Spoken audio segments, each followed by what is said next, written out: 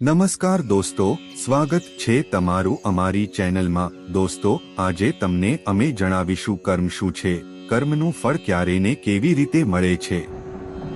આપણે બધાએ આપણા જીવનમાં આ કહેવત ઘણી વાર સાંભળી હશે કે તમે જે પણ કામ કરશો તેનું પરિણામ તમને તે જ પ્રમાણે મળશે। પરંતુ શું તમે ખરેખર તમારા હૃદયથી માનો છો કે સારા કાર્યોનું પરિણામ હંમેશા સારું જ આવે છે? તેનો કોઈ સ્પષ્ટ જવાબ કદાચ નથી આવતો, કારણ કે આપણે આપણી આસપાસ એવા ઘણા લોકોને જોઈએ છીએ જેઓ જીવનભર સારા કાર્યો કરતા રહે છે, પરંતુ તેમ છતાં તેઓ સારા પરિણામ મેળવી શકતા નથી।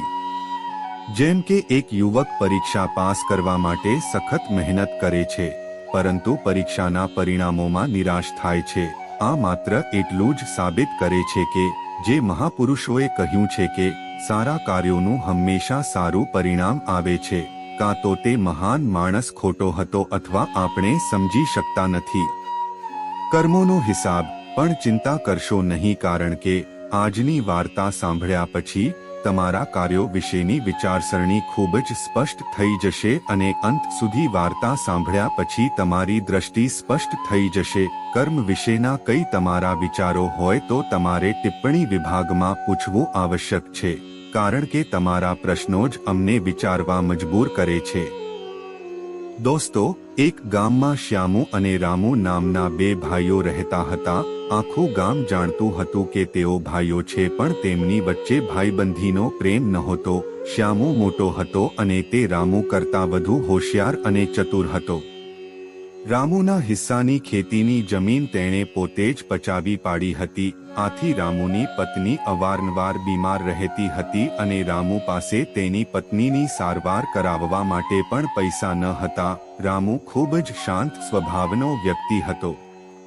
તેણે ક્યારે કોઈનું ખરાબ નથી કર્યું, પરંતુ તેના મનમાં વારંવાર આ સવાલ ઉઠતો હતો કે હું કોઈનું ખરાબ નથી કરતો, હું કોઈનું ખરાબ પણ નથી વિચારતો, તો પછી મારી સાથે આવું કેમ થાય છે?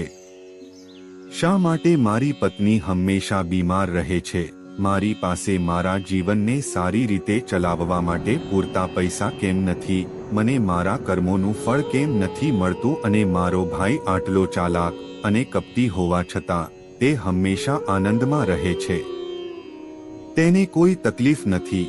તે વિચારવા લાગ્યો કે કદાચ ખરાબ કાર્યોનું સારું પરિણામ મળે અને સારા કાર્યોનું સારું પરિણામ ન મળે, અને ધીમે ધીમે આ શંકા તેના મનમાં ઘૂમવા લાગી। એ જ ગામમાં થોડે દૂર એક સાધુ પોતાની ઝૂંપડીમાં રહેતા હતા। તે સાધુ જ્યારે પણ ગામમાં ભિક્ષા માંગવા આવતા ત્યારે બધાને એક જ વાત કહેતા કે તમે જે કર્યું તે તમારા ભાગ્યમાં છે અને મેં જે કર્યું તે મારા ભાગ્યમાં છે। રામુ આનો અર્થ ક્યારેય સમજી શક્યો નહીં। એક દિવસ જ્યારે તે ઊંડી ચિંતામાં ડૂબી ગયો હતો ત્યારે સંન્યાસીએ કહેલા શબ્દો તેના કાનમાં ગુંજવા લાગ્યા કે તે જે કર્યું તે તારા ભાગ્યમાં હતું અને મેં જે કર્યું તે મારા નસીબમાં હતું। આ શબ્દો સાંભળીને રામુ ગુસ્સે થઈ ગયો। તેણે સાધુને કહ્યું કે મહાત્મા, તમે હંમેશા એક જ વાતનું પુનરાવર્તન કરો છો, જેનો કોઈ અર્થ નથી। જો તમારી વાત સાચી હોત તો મેં જીવનમાં સારું કામ કરી રહ્યો છું અને મને સારા પરિણામો મળવા જોઈએ, પરંતુ મને કોઈ સારા પરિણામો મળ્યા નથી। મારી પત્ની હંમેશા બીમાર રહે છે, અમારી પાસે ખાવાના પૈસા પણ નથી। સાધુએ ખૂબ જ શાંત સ્વરે કહ્યું કે લાગે છે કે તમે સંજોગોને કારણે હાર સ્વીકારી લીધી છે। મુશ્કેલ સંજોગોએ તમારી વિચારસરણી પર ઊંડી અસર થઈ છે। ખરાબ સમયે તમારી વિચારસરણી પણ બદલી નાખી છે। તમે આજે સાંજે મારા આશ્રમમાં આવો અને સાથે થોડાક ફળો લેતા આવજો, પછી હું તમારા બધા પ્રશ્નોના જવાબ આપીશ। આટલું કહીને સાધુ ભિક્ષા લઈને આગળના ઘર તરફ પ્રયાણ કરે છે। સાંજે રામુએ કેટલાક ફળો ખરીદ્યા અને ગામથી દૂર સંન્યાસીની ઝૂંપડી તરફ જવા નીકળ્યો। તે રસ્તા પર આગળ વધી રહ્યો હતો। તે અપાર શાંતિ અનુભવી રહ્યો હતો, કારણ કે રસ્તો ગામથી દૂર હતો, તેથી તેમાં કોઈ હલચલ નહોતી। રસ્તામાં કેટલાક વાંદરાઓ દેખાયા। રામુએ તે વાંદરાઓને કેટલાક ફળ ખવડાવવાનું વિચાર્યું, પરંતુ પછી તેણે વિચાર્યું કે જો હું ફળ લઈને સાધુ પાસે નહીં જાઉં તો મને મારા પ્રશ્નોના જવાબો નહીં મળે। વાંદરાઓ એ ફળ સાચવતા જ રામુની ઝૂંપડીમાં પહોંચ્યા.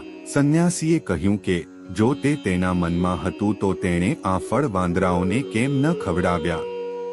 સંન્યાસીની વાતથી રામુ આશ્ચર્ય પામ્યા. પછી તેને કહ્યું કે તમને કેવી રીતે ખબર પડી કે મને વાંદરાઓને ફળ ખવડાવવાની ઈચ્છા છે અને હું વાંદરાઓને ફળો ખવડાવવા માંગુ છું? સાધુએ એકદમ શાંત સ્વરે કહ્યું કે એ જરૂરી નથી કે મને કેવી રીતે ખબર પડી. અમે સાધુ છીએ, દરેકના મન વાંચીએ છીએ. એ સમજવું જરૂરી છે કે જેમ વાહડું હજારો ગાયો વચ્ચે તેની માતા શોધે છે, તેવી જ રીતે કર્મ તેના કર્તાને શોધે છે. આ કર્મ મારા હાથે કરવું પડ્યું. અને આ કહીને સંન્યાસીએ તેના હાથમાંથી ફળ લઈ લીધા અને વાંદરાઓને ખવડાવવાનું શરૂ કર્યું. રામુને કંઈ સમજાતું નહોતું, તેથી તેણે મહાત્માને પૂછ્યું કે મહાત્માજી, હું તમારા શબ્દોનો અર્થ સમજી શક્યો નથી. કૃપા કરીને અજ્ઞાની વ્યક્તિને તેનો અર્થ સમજાવવાની કૃપા કરો. સાધુએ ખૂબ જ શાંતિથી કહ્યું. તેણે પોતાના અવાજમાં કહેવાનું શરૂ કર્યું કે માણસને હંમેશા એવું લાગે છે કે તે જ કરે છે, તે જ કરે છે અને તે જ કામ કરશે. પરંતુ સમજવાની વાત એ છે કે કામ પોતે જ તમને પસંદ કરે છે. તમે તમારા કર્મને પસંદ ન કરો. જો તમે કોઈ પણ કર્મ કરવા સક્ષમ છો તો કર્મ તમને હજારો લોકોમાં આપમેળે શોધી લેશે. તેથી સક્ષમ બનવા પર ધ્યાન કેન્દ્રિત કરો, કર્મ કરવા પર ધ્યાન કેન્દ્રિત ન કરો. જો તમે ફક્ત કર્મો કરવા પર ધ્યાન કેન્દ્રિત કરશો તો તમે ક્યારેય લાયક નહીં બની શકો. પહેલા તે નાના કાર્યો કરવા માંડો જે લાયક બનવા માટે જરૂરી છે. જ્યારે તમે લાયક થશો ત્યારે મોટા કાર્યો તમારી પાસે આપોઆપ આવશે. ઉદાહરણ તરીકે આ વાંદરાઓને જુઓ.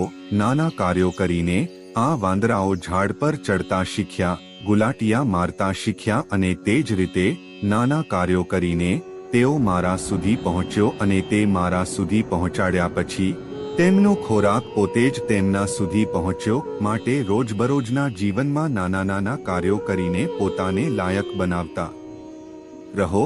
જ્યારે તમે લાયક થશો ત્યારે તમે આપોઆપ મોટું લક્ષ્ય પ્રાપ્ત કરી શકશો. સાધુએ આગળનું વિધાન કહેવાનું શરૂ કર્યું કે જો તમે લાયક બનવા માટે કામ નહીં કરો તો અન્ય લોકોના કર્મો પણ તમારા પર અસર કરવા લાગશે. ઉદાહરણ તરીકે તમારી પત્ની ઘણા દિવસોથી બીમાર છે. તમે વારંવાર વિચારો છો કે મારે કયા કર્મો ચૂકવવા પડશે. તમને સજા થઈ રહી છે. પરંતુ સમજવાની વાત એ છે કે તમારી પત્ની તમારા કર્મોથી નહીં પણ તેના પોતાના કર્મોથી બીમાર છે. તમારા કર્મો સારા છે, પણ કોણ જાણે તમારી પત્નીના કર્મો ભૂતકાળમાં સારા ન હતા, જેના કારણે તે બીમાર રહે છે. પરંતુ તમારી પત્નીના કર્મોને લીધે તમારે પણ દુઃખ સહન કરવું પડી રહ્યું છે અને એવી જ રીતે ઘણા લોકો તેમની સાથે કરે છે. બાળકોના કારણે, તેમના પરિવારના કારણે, તેઓ પોતે આ બધાને કારણે પીડાય છે. પણ જરા વિચારો, જો તમે લાયક હોત તો તમે તમારી પત્નીની જાતે સારવાર કરાવી શક્યા હોત, તેની બીમારી દૂર થઈ ગઈ હોત અને કોણ જાણે જો તમે પાત્ર હોત તો તમે બીજી સ્ત્રી સાથે લગ્ન કરી લીધા હોત જે સ્વસ્થ હોત. પણ તમે લાયક ન હતા, તેથી તમે પોતે તમારી પત્નીના કારણે પીડાઈ રહ્યા છો. જો તમે લાયક બનશો તો અન્ય લોકોના કાર્યો તમને અસર કરી શકશે નહીં. સાધુએ રામુને ચેતવતા કહ્યું કે એક વાત યાદ રાખો, તમે જે ઈચ્છો છો તે નથી મળતું, પણ તમે લાયક છો. માટે તમારી યોગ્યતા વધારવાનું કામ કરો. કર્મનું ફળ મેળવવા માટે ક્યારેય કર્મ ન કરો. ત્યારબાદ રામુએ હાથ જોડીને કહ્યું, હે મહાત્મા, કૃપા કરીને મને કહો કે હું મારી ક્ષમતા કેવી રીતે વધારી શકું જેથી કરીને મારું કર્મ મને શોધી શકે. મહાત્માએ કહ્યું, એમાંથી શું મળ્યું એનો વિચાર ન કરો. એટલે જ કહેવાય છે કે કામ કરો, પરિણામની ચિંતા ન કરો. જો તમે પરિણામની ચિંતા કરો છો તો વાસ્તવમાં તમે કામ જ નથી કરી રહ્યા. ઘણીવાર વ્યક્તિના દુઃખનું આ એક મોટું કારણ હોય છે. તે વિચારે છે કે હું સારા કાર્યો કરી રહ્યો છું પરંતુ મને પરિણામ નથી મળી રહ્યું. આ પીડા તેના મનને સતાવતી રહે છે. તે પોતાના ધ્યેયથી ભટકી જતી રહે છે. કોઈ પણ કામ કર્યા પછી ચોક્કસ પોતાનું મૂલ્યાંકન કરો પરંતુ પરિણામની ચિંતા ન કરો. રામુએ સાધુને પૂછ્યું, મહાત્મા, આપણે આપણી જાતનું મૂલ્યાંકન કેવી રીતે કરી શકીએ? સાધુએ જવાબ આપ્યો કે જ્યારે પણ તમે કોઈ પણ કાર્ય પૂર્ણ કરો, કાર્ય પૂર્ણ કર્યા પછી તમારી જાતને આ પ્રશ્ન પૂછો કે આ કાર્ય કરતી વખતે તમારું ધ્યાન આ કાર્ય પર કેન્દ્રિત હતું કે તમારું ધ્યાન બીજે ક્યાંક ભટકી રહ્યું હતું. આ રીતે તમે તમારી જાતનું મૂલ્યાંકન કરી શકશો કે તમે તે કામ કેટલી કાળજીપૂર્વક કરી રહ્યા છો, અને તમે કોઈ પણ કાર્ય જેટલી કાળજીપૂર્વક કરશો તેટલી તમારી ક્ષમતા વધશે. અને જો તમે કોઈ પણ કાર્ય માત્ર પૂર્ણ કરવા માટે જ કરશો તો તમે તે કામમાં ક્યારેય સક્ષમ બની શકશો નહીં. તે ક્રિયા પૂર્ણ થશે પરંતુ તમને તેનું પરિણામ મળશે નહીં. તેથી તમારું ધ્યાન ત્યાં કેન્દ્રિત હતું કે નહીં, અથવા તમારા વિચારો તમને ક્યાંક ભટકાઈ ગયા છે કે કેમ તેનું મૂલ્યાંકન કરો. અને આગલી વખતે જો તમે આવું કરશો તો તમારા વિચારોને નિયંત્રિત કરવાનો પ્રયાસ કરો. કામ કરો તો એ કામમાં વળગી રહો. રામુએ આના પર પ્રશ્ન પૂછ્યો, મહાત્મા, જ્યારે પણ આપણે કોઈ કામ કરીએ છીએ ત્યારે આપણું મન વિચારોથી પરેશાન થઈ જાય છે, એવું લાગે છે. તો પછી આપણે આપણું મન એક કાર્ય પર કેવી રીતે કેન્દ્રિત રાખી શકીએ? કૃપા કરીને આ માટે કોઈ ઉપાય સૂચવો. સાધુએ જવાબ આપ્યો કે જ્યારે તમે કોઈ પણ કાર્ય કરો અને તેમાં તમારું સંપૂર્ણ હૃદય લગાવો ત્યારે તમારા વિચારો તે કાર્ય પર કેન્દ્રિત રહે છે.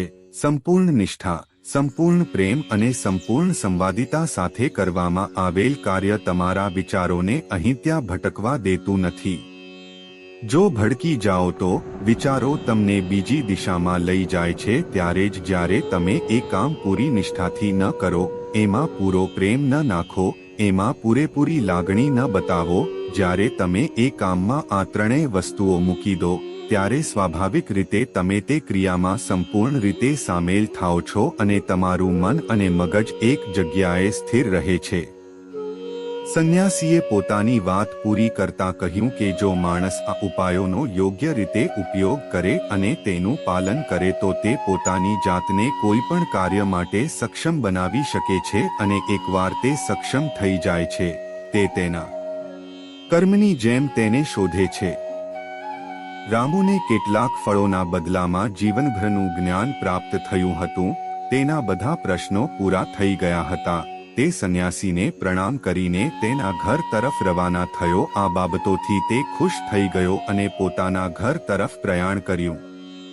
તો મિત્રો, આ હતું કર્મોનું ફળ આપણને જીવનમાં કેવી રીતે મળે છે અને આપણે કેવી રીતે તેને પ્રાપ્ત કરવું જોઈએ.